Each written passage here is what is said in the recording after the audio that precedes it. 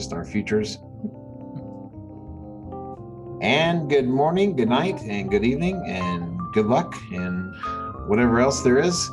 This is Ross Miller with Dr. Stephen Bourgeois. This is the Old School, a place of intellectual freedom, thought, discussion, questions, answers. Not all the right answers, but we do our best. So good evening, Dr. Bourgeois. Good evening, Mr. Miller. That was some introduction. It's evening, if I recall.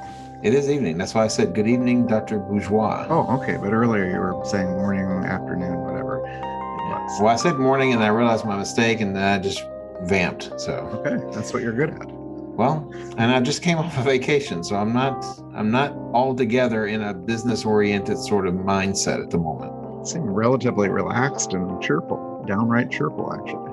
I know. I get the feeling you're going to take me out of that mood in the course of the session. Why would you say that? I never do that. Because you've said on the record, it has been notated on the record that you have said that you like me better when I'm a bit more churlish. Churlish. That's our whole shtick. You know, I'm really the straight man, and you gripe, and it's funny. I think it is. Well, maybe so. You doing all right? I'm fine. I'm curious where we're taking this podcast tonight, because you've been gone and I've really not thought about it. So what's the topic? The topic could be whether people know how to handle the immediate presence of elk, because my latest trip this past week to Colorado would suggest that people have a very severe issue with it. You know, people who never thought about elk before, now all of a sudden are not just interested. They are so interested that they'll stop in the middle of traffic and cause the possibility of accidents because they want to get a selfie with a moose or an elk or something of that ilk. Elk and ilk.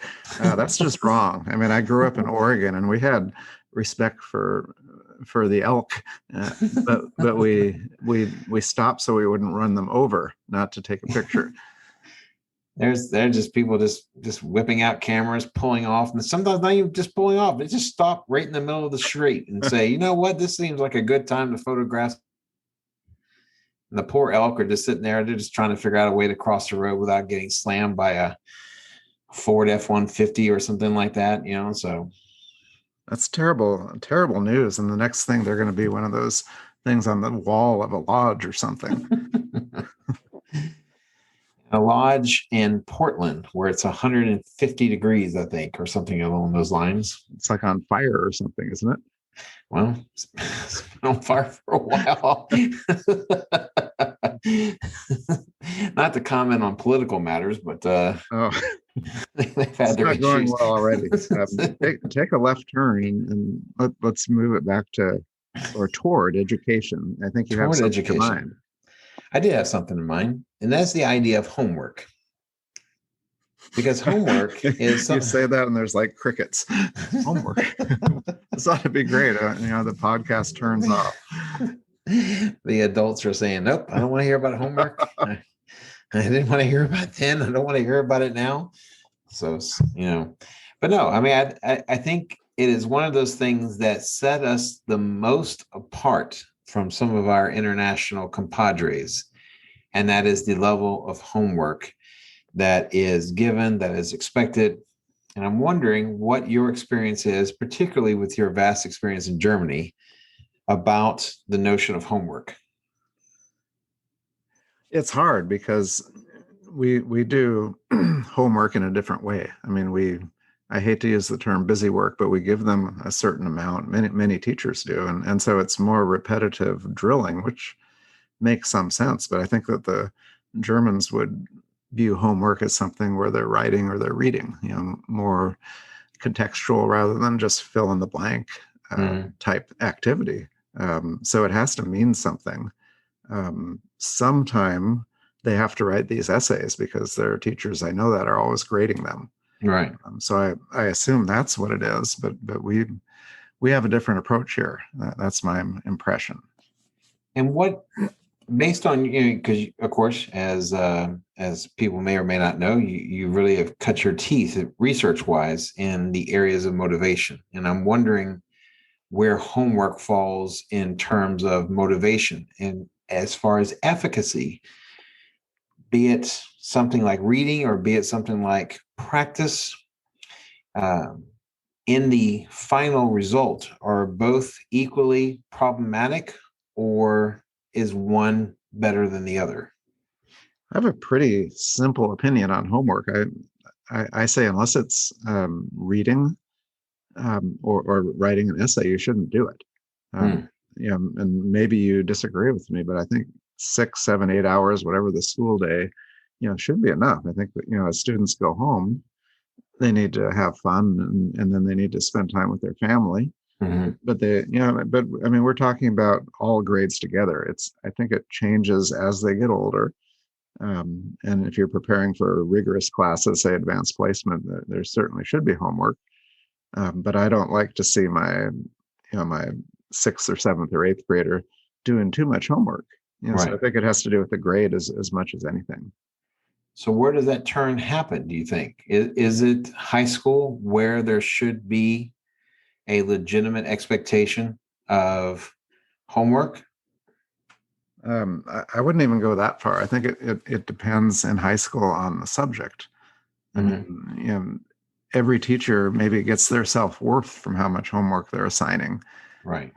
But it's not necessary unless the students are, English. You can't really have class without the student reading. And I know they take pains not to read. They'll do anything, Right. genuflecting and whatever it calls for. But technically speaking, they should read. In your course of history, you say it's a reading subject. Well, they need to do that sometime, and they're certainly not reading in your class. Right. So I think those that's it. Something like math, I can imagine needing extra practice on certain things to internalize it. But so much of homework, maybe if it were better coordinated, but students tend to be not happy with it. Parents aren't, and I'm not sure. I mean, I've looked at the effects of homework on achievement. I'm not talking motivation here, but it's actually not one of the influences that is closely associated with achievement. And there are hundreds and hundreds of influences, and I've looked at a lot of them. But homework is not one of them, so it's not that effective, in the bottom line. Are there models that, we've talked about different kind of models, education models that schools have attempted to follow. Are there any models that attempt to do away with the notion of homework? I can imagine democratic schools.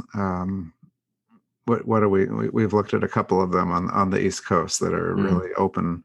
They When you say probably democratic, what do you mean? Well, the school is really free as far as what the student decides to study, but the democratic aspect is that students have a voice in policy and how things are run, and so they have lots of meetings where they learn to go to meetings. Hmm. But it also has a lot of choice involved in what they do during the day. It's very free, so I would imagine that for those types of schools like Sudbury Valley and others that we've probably talked about, that they wouldn't require it by any means. Not, but I guess the whole model is that they would encourage students, through their methodology, to be interested enough to do homework on their own, uncompelled. So if, say, the homework is reading, and that's, by the way, in full disclosure, I teach AP US history, and that is the reading and studying is the bulk of what it is that they're expected to do at home. The kind of the nuts and bolts skills that are required of the course are done in class. And so, really all they're doing is reading and um, trying to, hold on to that information, that knowledge throughout the year. Um, what would you, I mean, how would you frame what the student is supposed to be doing with the reading as a component of effective homework? There's an activity, called guided reading, where there's a set of study questions and the student Mm. reads and writes and reads and writes. To me, that's kind of the lowest form. I mean, we want the student to read and annotate, but make those choices of what's important. You've talked about that Right. also to really engage the text themselves rather than being drawn along by a little worksheet. Um, so that's part of it. What else were you asking on that? Well, we're just talking about what is it that the students should be doing with their homework if they're reading. The idea of the kind of the guided questions, I think, is it kind of goes along the same lines as the bolded terms Right. that you see in the textbook. And what that does, either consciously or not by whatever teacher assigns those things, is that it teaches the student that certain things are important and everything else you can just kind of disregard. It's an attempt to try to narrow what it is that the student is supposed to know about the material. Okay, that makes sense. And I think, ideally the student would be the one framing questions and they ask you as the teacher in class. But it's what students actually do with that reading time. I mean, talking about high school students, in history, honestly, because I've had a couple. Right. There's a lot of watching videos, that have been set up so that they don't have to read. So that I know that some teachers, probably you included, give a lecture, you have discussions, but also you're talking about material that you don't cover. Right. So maybe you could speak to the use of the textbook, because you do have them in history. I think the textbook, in contrast to the online textbook, because the online textbook has another element to it that makes it even more problematic than just the regular textbook. But the physical textbook is something that is, to some degree, I don't know when, maybe students never read the textbook. Right. And maybe this is like good old day syndrome, where I think there was a time where students studiously poured through, highlighting, making notes on the side, or whatever the case may be.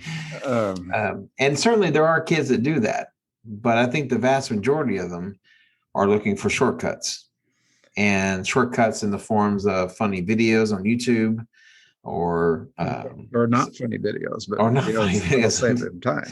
Yes, whatever the case may be. And so the question, even for someone who does give homework in the form of what you would say is the most valid reading, Right. That sort of thing, the question is, does it have a function anymore? Well, here we go again. We're going to say it has a function if you test it. But I would bet, and maybe I could study this. Where does your textbook from your class reside? On the desk at home, in the student's bedroom, or in the locker? I always assumed on an altar with candles perpetually lit. Well, in all seriousness, I don't think they have an altar for it, and some probably don't. They tout not cracking a book and still Right. passing the AP test with flying colors, because of the quality of your lecture and also the notes that you give. I mean, notes play a part in this. Well, I don't give notes. There are some people that will give, like, actually print out outline notes. I don't do that. Everybody but you. Well, maybe so. I don't know, but I think I've even heard of some of my students going to colleagues looking for their notes, so that they can have, And so I think that there's an element where you're trying to set a standard, but no one's really playing along with you. No one's following along. Well, I want to take a step back, because you mentioned something that I have to follow up on. About online textbooks. In fact, the textbook that you hand over to your kids for that altar is also available online. Yes. I'm sure you've looked at it. Yes. So what do you feel about it? Well, here's the thing. We've written about this, but there is a phenomenon that has been studied. There has been research, scholarly research, peer-reviewed research done that talks about how students interface with, and I'm even using computer terms, but how they interface with an online textbook. And it tends to happen in much the same way that they digest anything online, be it on a computer or on a phone. And that is basically they're skimming. They're not really reading. It is an exercise of your eyes following along several lines to its natural conclusion and then going to the next page and doing the same thing. And this is a problem with a lot of students with regards to reading, or rather the lack of reading. The question is, what kind of reading are you talking about? And some of my students who have had the greatest problem are students who are quote unquote reading, but they're not really intaking anything. They're not understanding, they're not contextualizing, they're not formulating it in their mind as to what it actually means. They're not doing any thinking in the process of reading, which seems to me on the surface impossible. But that's part of the effect of the online textbook. What has been your experience? Now yours, different kind of class, different kind of setup, but well, I mean, I'm not going to go back to teaching German talking about that, because there really was no homework right. except for studying sure. vocabulary.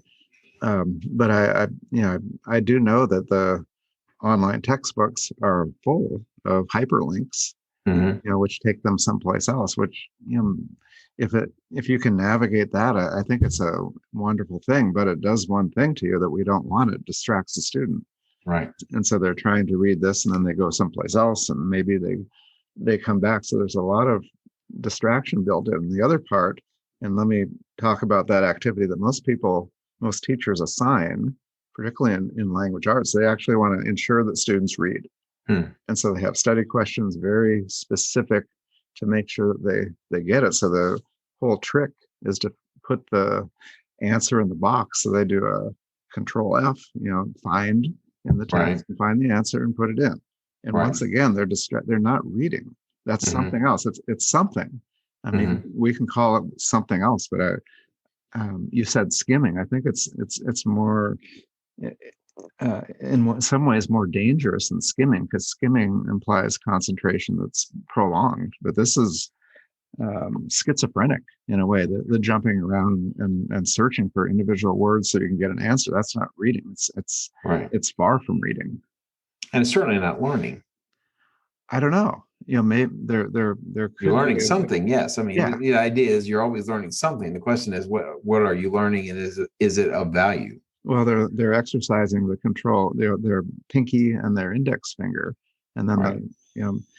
But also here's the temptation, and I'm, I guess, skeptical of that activity of study questions, because a student probably is not typing either.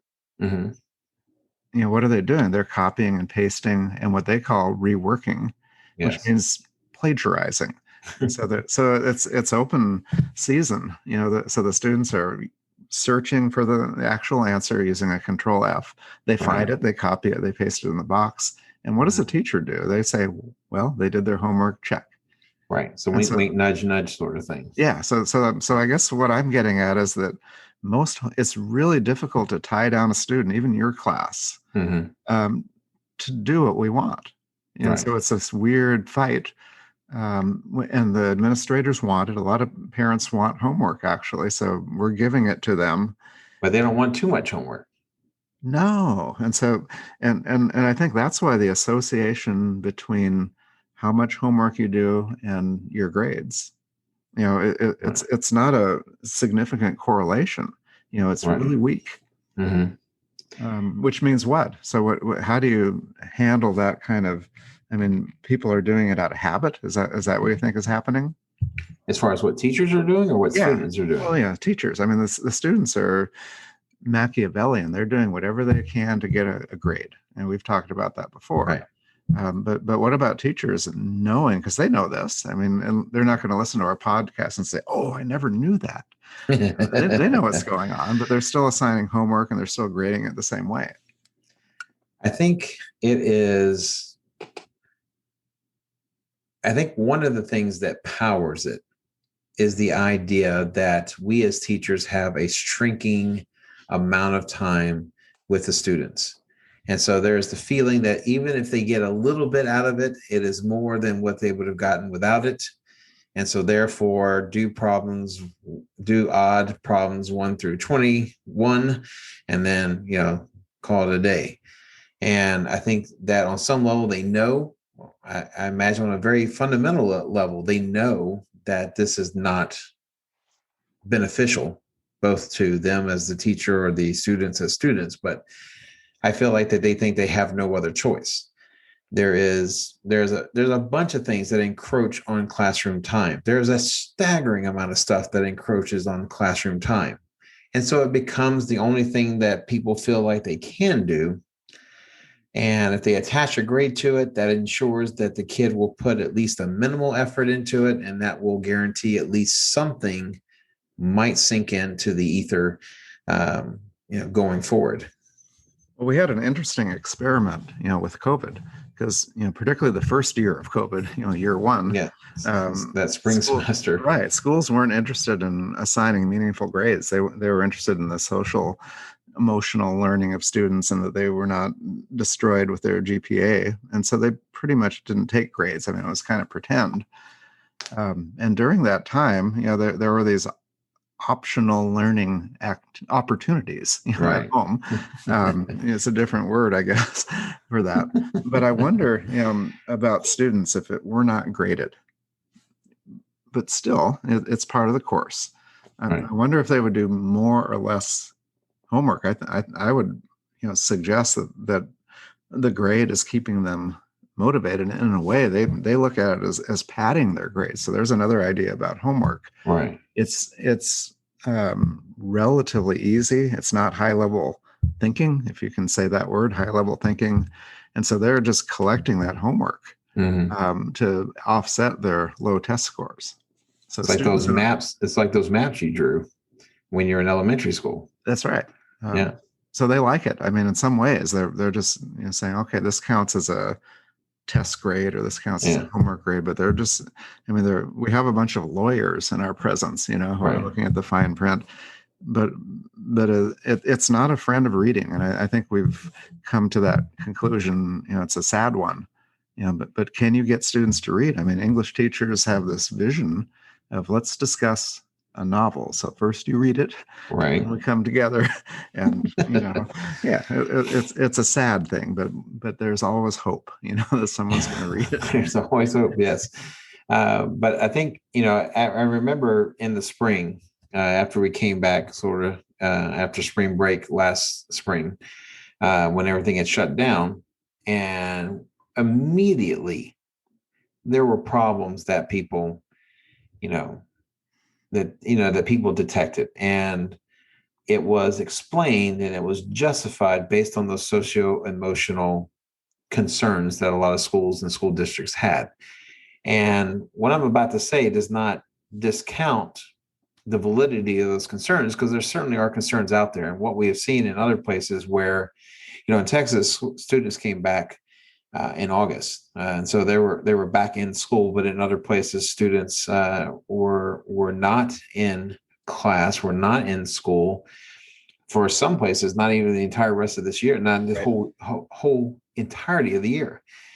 And so it's not that those are not invalid concerns, but one of the things that was detected immediately was that there were a lot of students that saw, you're talking about those lawyers, that saw the fine print and said, you know what, I don't have to do diddly, and I'm going to be just fine GPA wise. And that's what they did. Now, some kids were conscientious and some kids did their level best, and I have to recognize that. But I think more than anything, it showed a lot of kids were just checked out. And for example, in our school district, if the kid made any reaching out to you at all, it was considered a contact that had to be counted as some sort of grade. And I remember a colleague came up to me. He said, well, I guess we're seeing the effect of your no grade idea. I said, well, no, this is this is apples and oranges. I mean, this is not the same thing at all, because our notion of no grades is not some sort of student nirvana where everyone is just lollygagging around, here or there and everywhere. There are still assessments that take place in our notion of what a school could look like, even without grades. There's still rigor there. There's still demands there. But, there's some people that kind of jump to a conclusion that this is what happens when nothing means anything, i.e., no homework, no grades, no what have you. It turns into chaos. And then, of course, it got even weirder when we came back in August and kids were still kind of mentally thinking that the situation was still as it was in the late spring of last year, where nothing really mattered. And, and so some students had some hard lessons that they learned that first quarter when we came back this year, when they had to realize that, yes, you actually have to do work. So it seemed, I mean, that's a depressing story. yes, it is. And it does validate I think on the contrary, it validates our idea of, because, we advocate for actual feedback to students, right, and a more authentic assessment where you have them write, long essays and you read them, or you have conversations with them, a panel, whatever it is. But I guess what you just said, and you said a lot there, the part that bothered me the most was the teacher's response. Right. Saying, if we pull away the grade, we have nothing to offer. And that's maybe our biggest issue that we keep coming back to is there's, the assessment. Without the assessment, why do it? And I find that completely depressing. And I'm not sure that there are ears out there to appreciate just how depressed we are about that. Well, then it goes to the question, can anyone be saved? I mean, can reading be saved? Is there a way of doing this where it does have the value that teachers fervently hope that it does? Or are we just spinning in circles? We kind of are. I mean, you're looking at me on a video screen right now, and you see hundreds of books behind me. These are actual books, serious books that I've read, and many of them multiple times, and many of them dozens of times. That you open it up. Is that Dr. Seuss behind you? No. The places you will go? Most of them are German philosophy, and you know that. But something about moving to the online and the idea of skimming and all these things fight against it. It's kind of the genie's out of the bottle. I'm not sure what we can do, honestly. I mean, it's a revolution, similar as Neil Postman, if we were alive, would have said to the printing press. And so everything is changing, and the reader, somebody who opens a book and reads it from beginning to end, those are going to become scarce. Well, I joke, but it does have some validity to it that the rebels in high school used to be the ones who did drugs. Now they're the ones that read. They're the ones who don't always have their phone in hand, but rather have a book in their hand. And the notion of the rebel reader does give me some hope that the rebellion could catch on.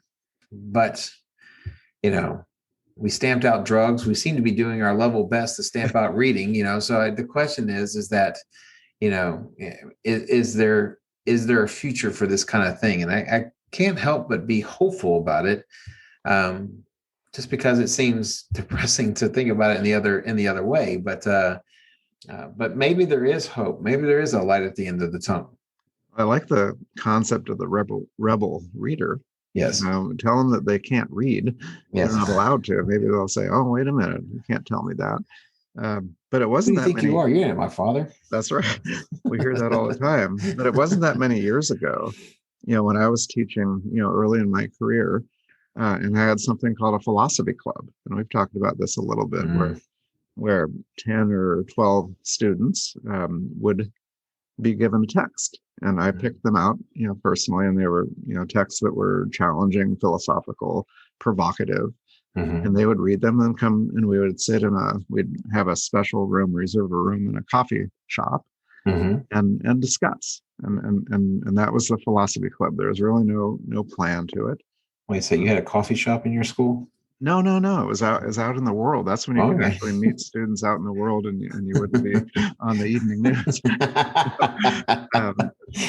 It was all above board, but there was interest in these. It was surprising. You would think it was that type of rebel reader kid, or the Gothic Mhm. kid or whatever. Yeah. They came from all ilks, I guess. All Yes. you had some athletes and everything in between, but there was an interest. They wanted, Right. and they didn't want to just be seen drinking coffee and taking. Right. And that was before there were selfies. They actually wanted to read something challenging and talk about it. Right. So that gives me hope. I don't think students have changed that much. Right. Well, I doubt we have settled the question about homework. Well, we're talking like high school teachers, first of all, and we talked about this last week. We spent a whole hour talking about elementary teachers, and our whole argument here is really high school specific. We Right. touched Yes. a little bit about on little kids and homework, but I think we are overdue. We might want to ask this question to those proverbial elementary teachers that you plan to invite, but will they agree? That's the question I want to know. I think they will. I think they're up for the challenge. Okay. Well, I guess we'll see when they say yes or no, but hopefully they'll say yes. Well, we've teased this for 2 weeks now, so we might want to go ahead and invite them. And our first question will be, tell us about homework. Yes. And we'll see if they look aghast or they probably have a better answer than we did. I would be sure about that. Well, when you say it the way you do, tell us about homework. I think one of the central themes that we come back to is this notion of this kind of forced labor outside the confines of the scholastic environs of the school building. Well said. So, maybe that in and of itself answers our question, but maybe there will be some that will be saved after all. Maybe the rebel reader will rise up, create a revolution. It's a great image, and yes. Here's hoping. Here's hoping. Well, I enjoyed this here, Miller, and you brought up a really interesting topic that we might have to touch on again. The elk? Not the elk. The elk is a little bit weird. I really lost a little bit of hope for the direction of this when you said elk and ilk in one sentence, and that was pretty silly if I think back on that. Well, note taken. So I will try to do better next time. I'm glad. Well, Herr Dr. Bourgeois, I hope you have a great evening, and we'll see you next week. Next week it is. Thank you, Herr Miller. Auf Wiedersehen. Auf Wiederhören, we should say. Auf Wiederhören, yeah. My apologies. Bye-bye.